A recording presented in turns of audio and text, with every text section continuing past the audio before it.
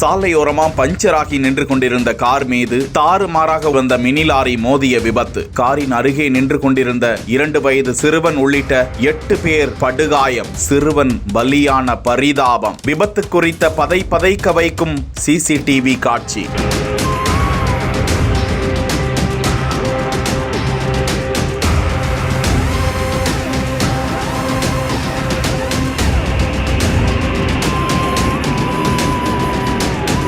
கேரள மாநிலம் கோழிக்கோடு கண்ணூர் சாலையில் கோயிலாண்டி அருகே உள்ள பாலக்குளம் என்ற பகுதியில் கார் ஒன்று பஞ்சராகி நின்று கொண்டிருந்தது. காரில் பயணித்த 4 பெண்கள் உட்பட 8 பேர் 2 வயது சிறுவனோடு காருக்கு அருகாமையில் இறங்கி நின்று கொண்டிருந்தார்கள். காரின் பின்னால் சரக்கு ஆட்டோ ஒன்றும் நின்று கொண்டிருந்தது. அப்போதுதான் யமனாக அதிவேகமாக ஓடி வந்த மினி லாரி ஒன்று கட்டுப்பாட்டை இழந்து சரக்கு ஆட்டோ மீது மோதி காரின் பின்புறம் பயங்கரமாக மோதியது. இவ்விபத்தில் காரின் அருகாமையில் நின்று கொண்டிருந்த பெண்கள் உட்பட 9 பேர் தூக்கி வீசப்பட்டு படுகாயம் அடைந்தனர். இதில் வடகரை சோரோட்டை சேர்ந்த 2 வயது சிறுவன் சம்பவ இடத்திலேயே பலியாகிவிட்டார். விபத்தில் படுகாயமடைந்த 4 பெண்கள் உட்பட 8 பேர் கோழிக்கோடு அரசு மருத்துவக் கல்லூரியில் அனுமதிக்கப்பட்டு அவர்களுக்கு தீவிர சிகிச்சை அளிக்கப்பட்டு வரும் நிலையில் விபத்து குறித்த பதைக்க வைக்கும் சிசிடிவி காட்சி தற்போது வெளியாகி இருக்கிறது.